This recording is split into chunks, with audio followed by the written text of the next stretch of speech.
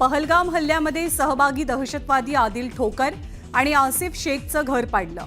त्रालमध्ये ID स्फोट घडवून दहशतवाद्यांचं घर केलं उद्ध्वस्त.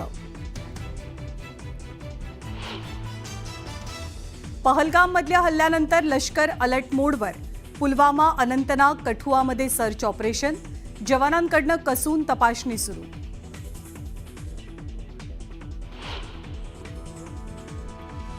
सर्व पाकिस्तानी व्हिसा रद्द. गृहमंत्री अमित शहांची सर्व राज्यांच्या मुख्यमंत्र्यांसोबत चर्चा.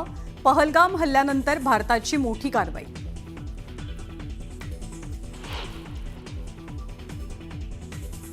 सुरक्षेतली कमतरता दूर करण्यासाठी आम्ही सरकारसोबत. पहलगाममधल्या हल्ल्यानंतर शरद पवारांचा सरकारला पाठिंबा, तर हल्लेखोरांवरती कठोर कारवाईची मागणी. राहुल गांधींनी घेतली पहलगाममधल्या मृताच्या कुटुंबियांची भेट, तर जखमींचीही केली विचारपूस. सरकारला कारवाईसाठी सहकार्य करण्याचंही दिलं आश्वासन. अक्षय शिंदे कथित एन्काउंटर प्रकरणी हायकोर्टाकडनं पोलिसांची खरडपट्टी. गुन्हा दाखल करण्याचे निर्देश असतानाही गुन्हा का दाखल नाही, हायकोर्टाचा सवाल. नाशिकच्या काठेगल्लीतील दंगल पूर्वनियोजितच. पोलिसांच्या तपासात बाब उघडकीस. तर दगडफेक प्रकरणी टिप्पर गँगच्या समीर पठाणचा जुगार अड्डा उद्ध्वस्त. माओवाद्यांकडनं सरकारला शांती चर्चेसाठी आवाहन. 20,000 जवानांनी करेगट्टाच्या पहाडीवर घेरल्यानंतर माओवाद्यांकडनं पत्र पाठवून घेतली नरमाईची भूमिका.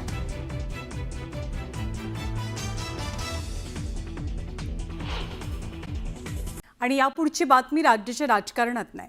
गेल्या काही दिवसांपासून राज्याच्या राजकारणात पवार कुटुंब एकत्र येण्याची चर्चा जोर धरतीये. आणि या चर्चांना अधिकचं बळ देण्याचं काम करतायत दोनही राष्ट्रवादीकडनं होणारी विधानं. आजही अजित पवार असोत किंवा रोहित पवार, दोघांच्याही वक्तव्यामुळे मनोमिलनाच्या चर्चांना उभारी मिळाली आहे.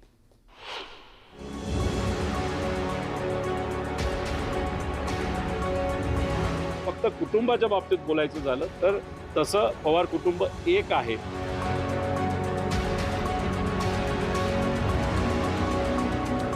थोडेफार मतभेद असतील ते सुद्धा मिटावेत. अजून जास्त ताकदीने एकत्रित आलं पाहिजे असं आम्हाला व्यक्तिगत परिवाराच्या दृष्टिकोनातून त्या ठिकाणी वाटतं.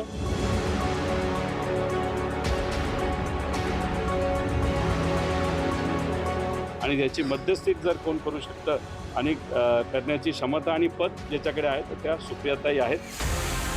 एकीकडे अहिल्यानगरमध्ये रोहित पवार कुटुंब एकत्र येण्याबाबत सकारात्मक विधान करत होते, तर दुसरीकडे पुण्यात एका पुस्तक प्रकाशनाच्या कार्यक्रमात अजित पवार आपल्या काका-काकींच्या आठवणीत रमले. पक्षफुटीनंतर एकमेकांना टाळणाऱ्या पवारांच्या भेटीगाठींचा सिलसिला सुरू असल्याचं सध्या पाहायला मिळतंय. त्यामुळे दोनही बाजूंना आता परतीचे वेध लागल्याचंही बोललं जात आहे. पुण्यातल्या कार्यक्रमात दादांनी त्यांच्या आयुष्यातल्या पहिल्या भाषणाचा किस्सा सांगितला आणि या भाषणावेळीचं प्रतिभा पवार आणि शरद पवारांचं महत्त्व सुद्धा अधोरेखित केलं. मी कधी भाषण केलेलं नव्हतं आणि माझ्या घरातल्या काकी, प्रतिभा काकी, त्या लांब कुठंतरी गाडी लावून बसलेल्या होत्या. आता ही काय बोलतो काय करतोय. आणि मी भाषण करायला उठलो. मला पण असा दरदरून घाम सुटला होता, हातपाय लटलट कापत होते. म्हणलं आता हे जर असलं आपलं चित्र समोर गेलं बारामती लोकसभा मतदारसंघाच्या, तर मतदार म्हणते जे यायला ह्याला बोलता येत नाही, कशाला आपल्या पुढे उभा आहे. त्याच्यामुळं मी सगळं काही डोक्यामध्ये आणलं आणि म्हणलं काय व्हायचं ते होईल. यायला साहेब एवढं बोलतात तर आपल्याला एवढंच बोलता येईल. आणि त्याच्यानंतर ते भाषण केलं. दादा जुन्या आठवणींना उजाळा देत असताना दुसरीकडे रोहित पवारही कुटुंबाच्या मनोमिलनाचं महत्त्व सांगत होते. दोन्ही राष्ट्रवादी एकत्र येण्यासाठी साहेब आणि दादांमध्ये समेट होणं अतिशय महत्त्वाचं आहे. आणि दोनही पवारांमधला हा दुरावा पवार कुटुंबातली एकच व्यक्ती संपवू शकते असं म्हणत त्यांनी एक प्रकारे सुप्रिया सुळेंनाच मध्यस्थीचं साकडं घातलंय. जर थोडेफार मतभेद असतील ते सुद्धा मिटावेत. अजून जास्त ताकदीने एकत्रित आलं पाहिजे असं आम्हाला व्यक्तिगत परिवाराच्या दृष्टिकोनातून त्या ठिकाणी वाटतं. राजकीय दृष्टिकोनातून शेवटी निर्णय हा आदरणीय पवार साहेब जे आमच्या पक्षाचे नेते आहेत आणि त्या पक्षाचे नेते हे अजितदादा आहेत, या दोघांनी निर्णय घेण्याची त्या ठिकाणी जरूरत आहे आणि याची मध्यस्थी जर कोण करू शकतं आणि करण्याची क्षमता आणि पद ज्याच्याकडे आहे तर त्या सुप्रियाताई आहेत. अगदी काही दिवसांपूर्वी जेव्हा पवारांच्या एकत्र येण्याची चर्चा झाली तेव्हा सुप्रिया सुळेंनी या मनोमिलनाचं स्वागतच केलं. मतभेद मिटले तर आनंदच होईल असंही त्यांनी सांगितलेलं. आता शरद पवार अजित पवार जो निर्णय घेतील तो अनेक वर्ष मी मानतच आली आहे, तर आज का नाही मानणार मी? मग तो एकत्र यायचा असेल तरी जो काय ते निर्णय घेतील, मी तुम्हाला म्हणलं तसं की मी एक लोकप्रतिनिधी आहे, जर तरची उत्तरं द्यायचा मला अधिकार नाही. पवारांमध्ये लवकरच ऑल इज वेल होणार अशा चर्चा रंगत असतानाच पुण्यातल्या कार्यक्रमात अजित पवारांनी आजच्या राजकारणावर केलेली टिप्पणी सुद्धा मार्मिक मानली जाते. अलीकडच्या काळामध्ये लोक विचार करतात, आता कोण कुठं जातोय त्याचा मागचा पुढचा विचार करत नाही, विचारधारेचा विचार त्या ठिकाणी करत नाही, असे बऱ्याच गोष्टी आहेत. खरं तर माझं स्वतःचं स्पष्ट मत आहे की राजकारण ही सेवा आहे, ही स्पर्धा नाहीये. सध्या राष्ट्रवादीच्या दोनही बाजूंकडनं विरोधी सूर कमी झालाय. पवारांनी नेहमीच घर आणि राजकारण खूप कटाक्षानं वेगळं ठेवलंय. त्यामुळे आगामी काळातली राज्य आणि देशपातळीवरची समीकरणं जुळवण्यासाठी पवार एकत्र आले तर कुणालाही आश्चर्य वाटणार नाही. Bureau report, news 18 Lokmat. तर राजकीय फाटाफूट झाल्यानंतर आणि दोनही राष्ट्रवादी वेगळ्या झाल्यानंतर अर्थातच राजकीय पातळीवर आणि काही अंशी कौटुंबिक पातळीवरतीही पवारांमध्ये दुरावा आलेला होता. पण गेल्या काही दिवसातली विधानं, गेल्या काही दिवसांमधल्या भेटीगाठी यावरनं पवार कुटुंब पुन्हा एकदा एकत्र येतील अशा चर्चा अर्थातच जोर धरतात. या बातम्यांनंतर महाराष्ट्रातल्या 6 पर्यटकांचा मृत्यू झाला. या दहशतवादी हल्ल्यानंतर पर्यटक काश्मीरमधनं परतीची वाट धरू लागल्यात. काश्मीरमध्ये अडकलेल्या राज्यातल्या पर्यटकांना परत आणण्यासाठी महायुती सरकारनं प्रयत्नही सुरू केले. मात्र या निमित्तानं महायुतीमधलं कोल्ड वॉर हे पुन्हा एकदा उघडकीस आल्याची टीका विरोधकांकडनं होऊ लागली आहे. पर्यटकांना मदतीचा हात आणि वादाची बाब. पर्यटकांच्या सुटकेमध्ये श्रेयवादाची लढाई. महायुतीत कोल्ड वॉरची चर्चा.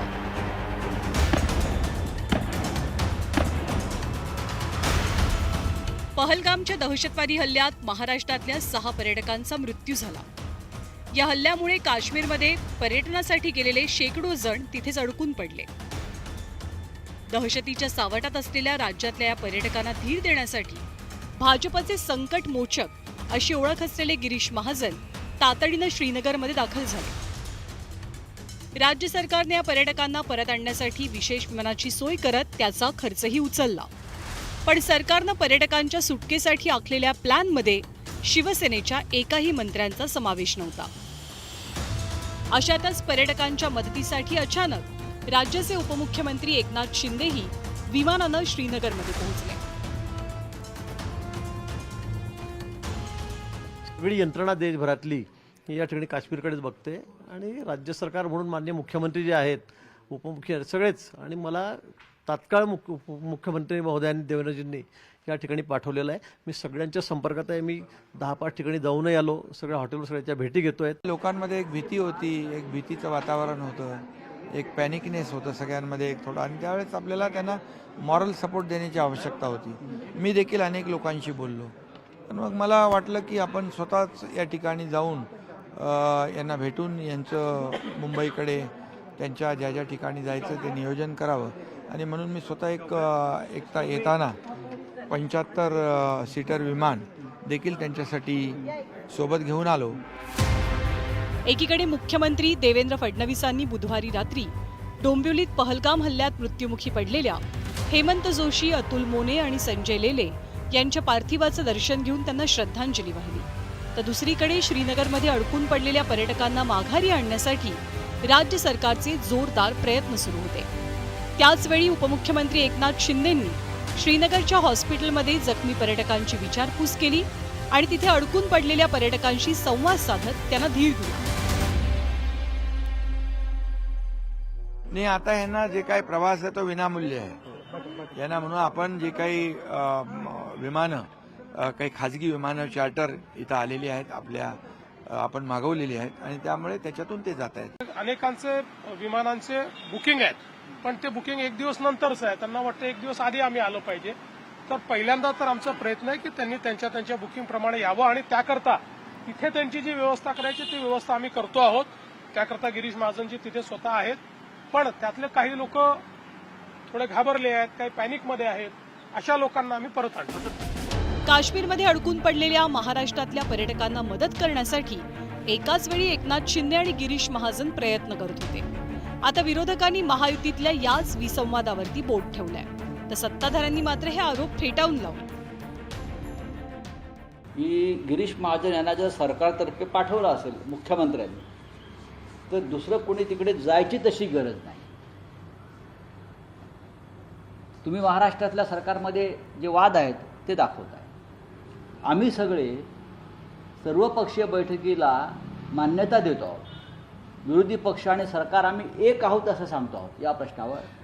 पण महाराष्ट्रात सरकारमधलेच घटक पक्ष काश्मीरच्या या दुःखद प्रसंगी कुरघोडी आणि श्रेयवादाच्या लढाईमध्ये महाराष्ट्राचं हसं करताय. ते सर्व जवळपास 3000-4000च्या वर पर्यटक त्या ठिकाणी आहेत महाराष्ट्राचे. त्यांना त्या ठिकाणी सुखरूप घरी आणण्याची आमची योजना आहे. यामध्ये कोणतंही राजकारण, हे काही श्रेयवाद नाही आहे. या ठिकाणी ही घटना काही श्रेयवादाची नाही आहे. देशाचं फार मोठं नुकसान झालं आहे. देशाचं फार मोठं नुकसान झालेलं आहे. हे नुकसान फार मोठं आहे आणि यामध्ये जो कोणी राजकारण करत असेल त्यांचं राजकारण त्यांना लखलाभ आहे. काश्मीरात अडकून पडलेल्या पर्यटकांच्या मदतीसाठी शिवसेना धावून गेली असा संदेश डोंबिवलीतल्या बॅनरबाजीतनं दिला गेल्याचं दिसलं. त्यामुळे महायुतीत मदतीवरनं सुप्त युद्ध रंगल्याचं बोललं जात आहे. त्यांना देखील एक आधार वाटला की आपला माणूस तिथे पोहोचला. आणि हे सगळं जेव्हा संकट काळामध्ये अशा लोकांच्या मागं उभं राहणं, त्यांना एक मॉरल सपोर्ट देणं ही आपली जबाबदारी आहे. आणि म्हणून बाळासाहेबांची जी शिकवण, दिघेसाहेबांची शिकवण जी आहे, आपत्ती आणि आपदा संकट जेव्हा जेव्हा येतं, मग इर्शाळवाडी असेल, कोल्हापूरचा पूर असेल, अगदी उत्तराखंड, केरळ या ठिकाणी देखील आपले शिवसैनिक जाऊन मदत करतात. आणि म्हणून त्या माध्यमातून आज मी तिकडे गेलो. पहलगाममध्ये हल्ल्यानंतर काश्मीरमध्ये अडकून पडलेल्या पर्यटकांना राज्यात परत आणण्यासाठी राज्य सरकारनं तत्परतेनं पावलं उचलली. पण मदतीच्या वेळी दिसलेल्या राजकीय चढाओढीमुळे महायुतीतल्या विसंवादाच्या मुद्द्याला नवीन फोडणी मिळाली आहे. Bureau report, news 18 Lokmat.